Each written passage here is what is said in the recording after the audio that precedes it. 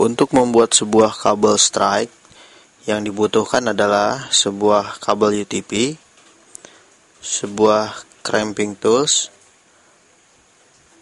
dan RJ45. Pertama, yang dilakukan adalah kupas kulit dari kabel UTP dengan menggunakan crimping tools.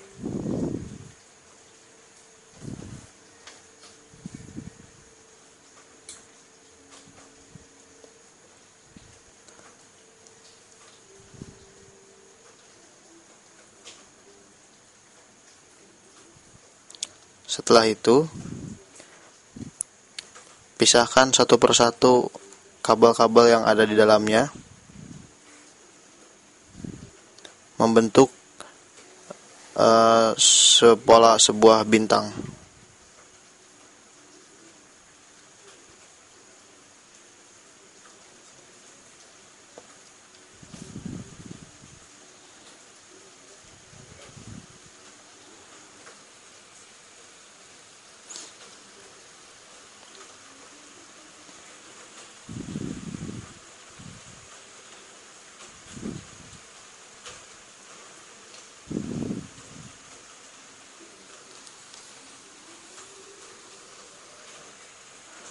Setelah selesai dilakukan,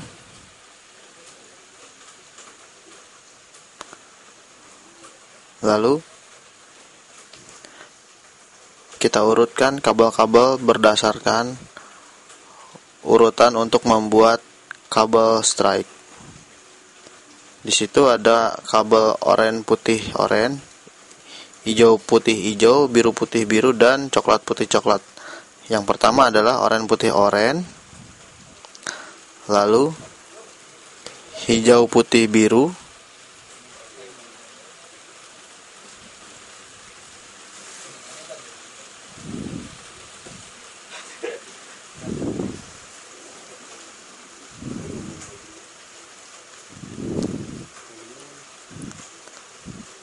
setelah itu biru putih hijau,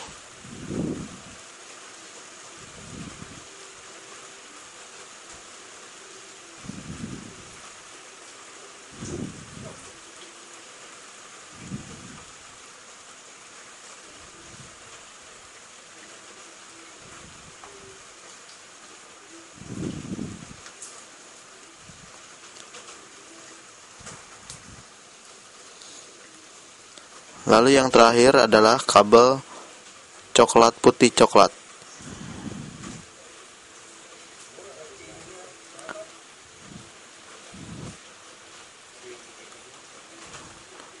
Luruskan kabel-kabel tersebut sehingga dapat dipotong menjadi rata.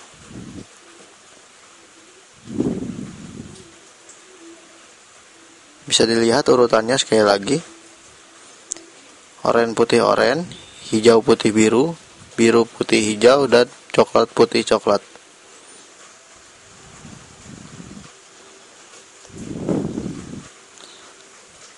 Setelah itu, setelah diluruskan, lalu potong kabel menurut perkiraan.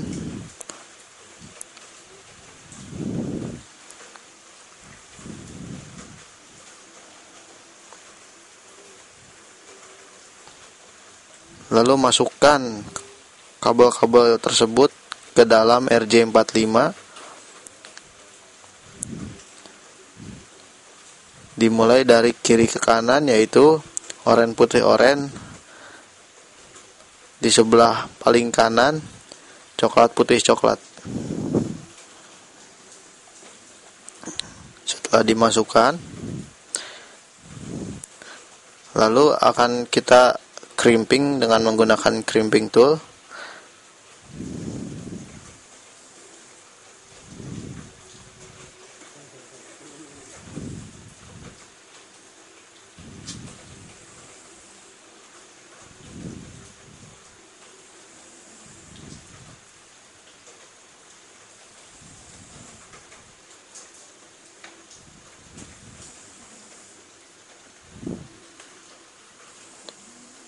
Setelah masuk ke dalam krimping itu, lalu kita tekan kuat-kuat.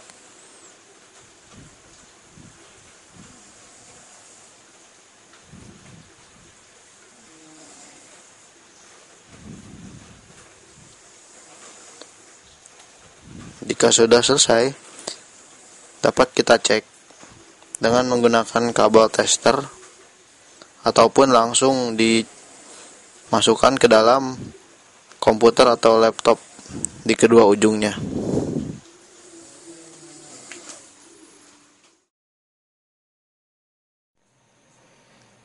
Sekarang kita akan men-setting IP statik untuk server Ubuntu kita dengan cara ketik sudo editor nano /etc/network/interface, maka akan muncul editor nano sebagai berikut.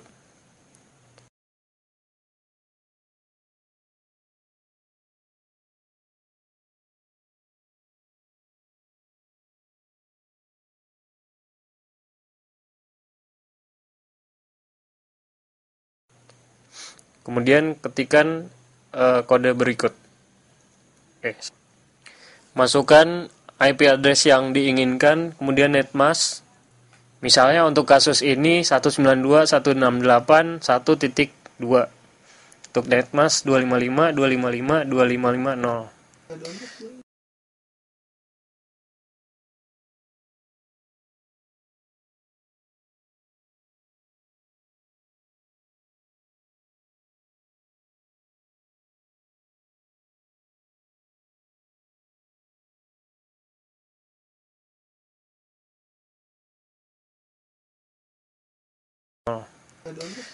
Untuk memastikan bahwa IP server kita udah statik atau belum, bisa merestart service-nya dengan mengetikkan perintah init.d/networking restart.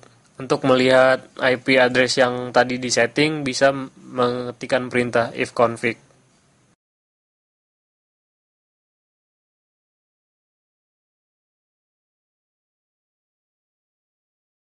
Sesi berikutnya kita akan mencoba menginstal service SSH yang berguna untuk meremote server kita dari komputer klien.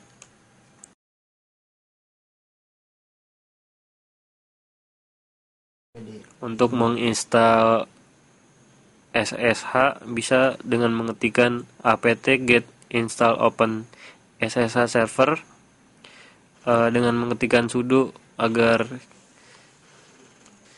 masuk ke mode root, dan pastikan server kita terkoneksi ke internet untuk mendownload package-nya.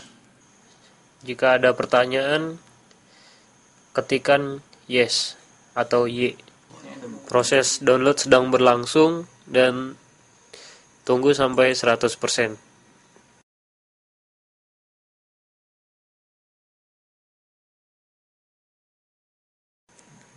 Setelah semua proses instalasi selesai, kita akan membuka file konfigurasi SSH di etc/ssh/sshd_config. Buka dengan editor nano. Untuk meremote server kita dari komputer klien, bisa menggunakan program seperti PuTTY. Itu namanya program apa sih?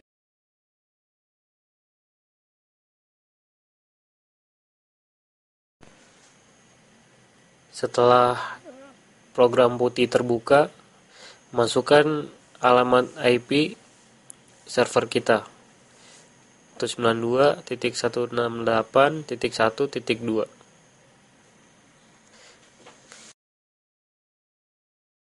Setelah di load, sekarang kita sudah masuk ke server kita.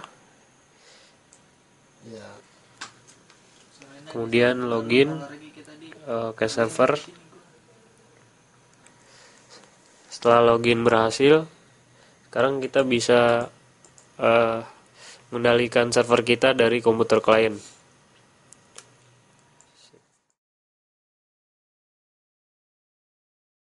Tahap selanjutnya adalah menginstal service DHCP. Sama seperti sebelumnya, server kita harus terkoneksi dulu ke internet untuk mendownload package-package-nya. Setelah instalasi DHCP selesai, sekarang kita akan membuka file konfigurasi di direktori etc/dhcp/dhcpd.conf.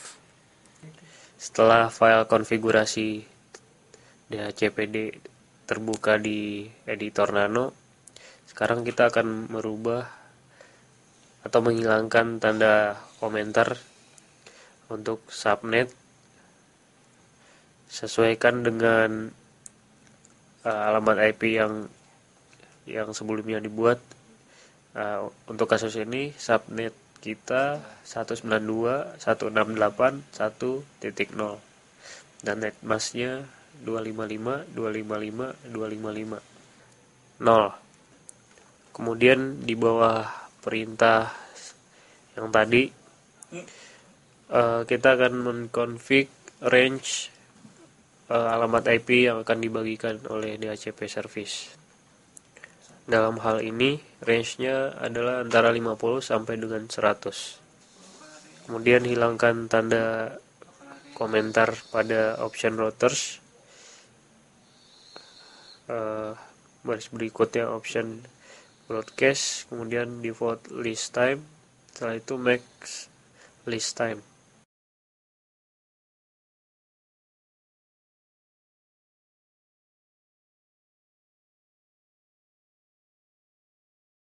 Kemudian simpan file konfigurasi tersebut dan keluar.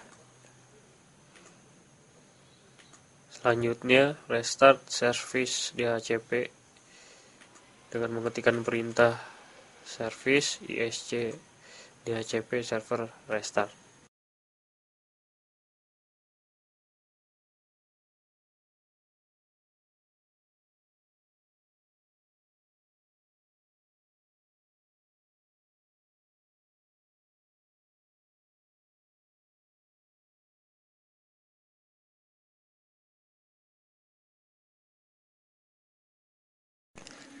Langkah selanjutnya adalah kita mengkonfigurasi service DNS.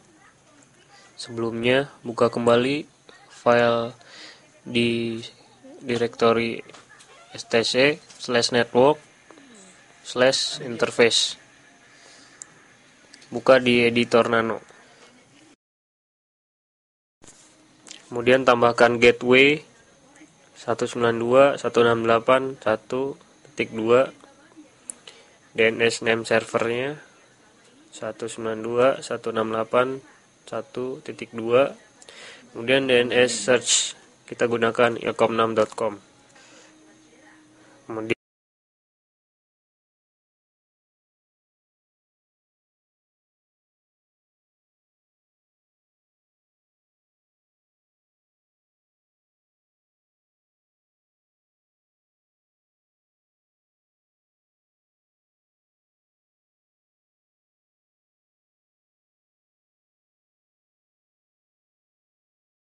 Kemudian simpan file tersebut dan keluar. Untuk membuat domain komputer, buka file resolve.conf di direktori etc.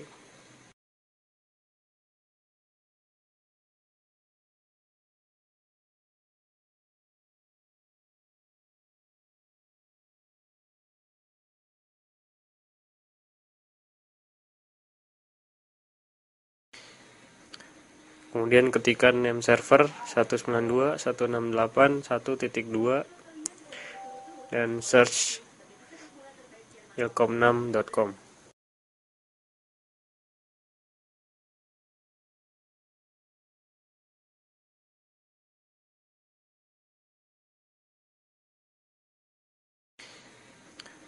Kemudian ketikkan name server 192.168.1.2 dan search ilkom6.com.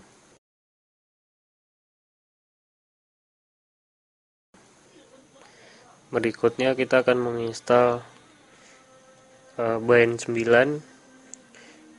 Seperti biasa, komputer harus terkoneksi ke internet terlebih dahulu untuk mendownload package-package-nya. Tunggu sampai proses download selesai. Setelah proses instalasi selesai, selanjutnya kopikan file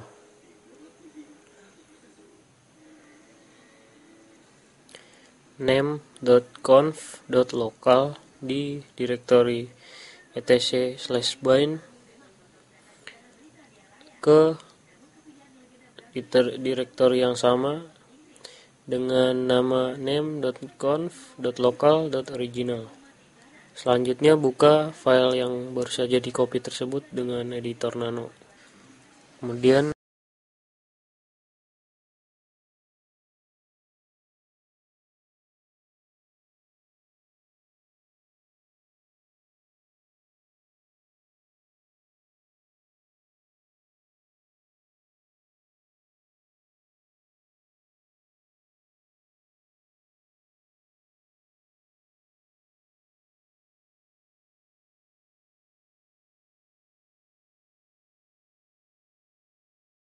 Selanjutnya buka file yang baru saja di copy tersebut dengan editor nano.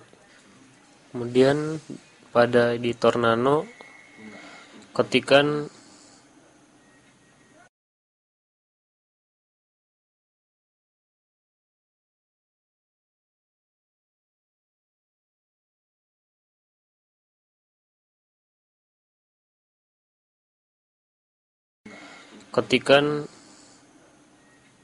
baris perintah berikut untuk zone ilkom6.com.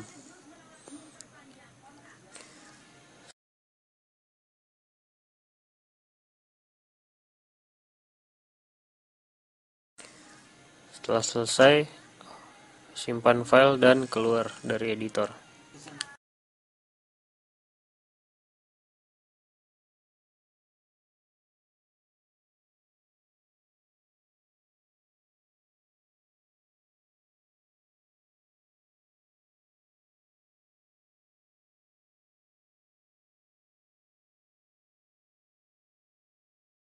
Lanjutkan dengan mengcopy file db.local di etc/bind ke direktori yang sama dengan nama db.ilkom6.com. Setelah itu buka file yang baru saja di copy dengan editor nano. Kemudian lakukan pengeditan baris perintah berikut, seperti localhost diganti dengan ilkom6.com, root localhost diganti dengan root.ilkom6.com. Kemudian ubah baris-baris berikutnya seperti berikut.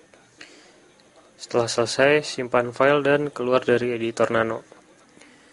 Langkah berikutnya, copy file db.127 ke dalam direktori yang sama menjadi db.192. Kemudian buka file db.192 dengan editor nano. Kemudian lakukan konfigurasi sebagai berikut. Setelah selesai, simpan file, kemudian keluar dari editor nano. Selanjutnya, restart service bind 9 dengan mengetikkan perintah service bind 9 restart. Untuk menguji apakah service DNS sudah berjalan, bisa menggunakan membuka browser Firefox, lalu pertama-tama ketikan alamat IP server kita, it works. Kemudian ketikkan nama domain yang telah disetting tadi. telkom6.com. It works. Langkah berikutnya kita akan mengkonfigurasi HTTP service. Terlebih dahulu install HTTP service-nya menggunakan Apache 2. Seperti biasa, komputer harus terhubung ke internet. Tunggu sampai proses instalasi selesai. Setelah instalasi Apache 2 selesai, sekarang kita akan menginstal PHP 5.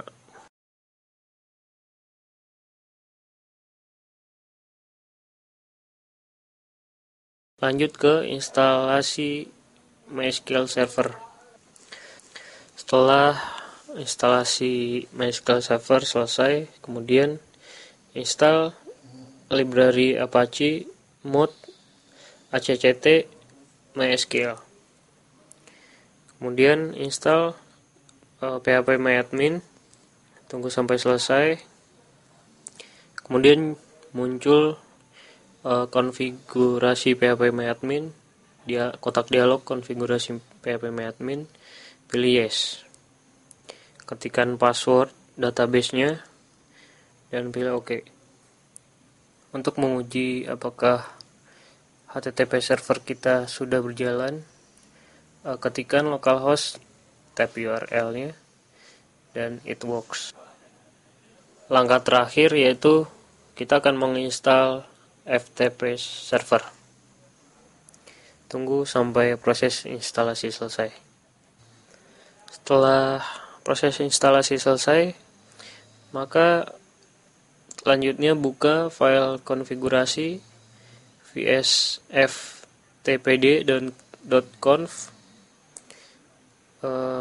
Buka pada editor gedit. Lakukan konfigurasi pada bagian write enable yes dan hilangkan tanda komentarnya. Kemudian anonymous enable jadikan no. Kemudian save file konfigurasi tersebut dan keluar dari editor gedit. Selanjutnya restart service vsftpd tersebut. Dan sekarang server kita telah terinstall FTP server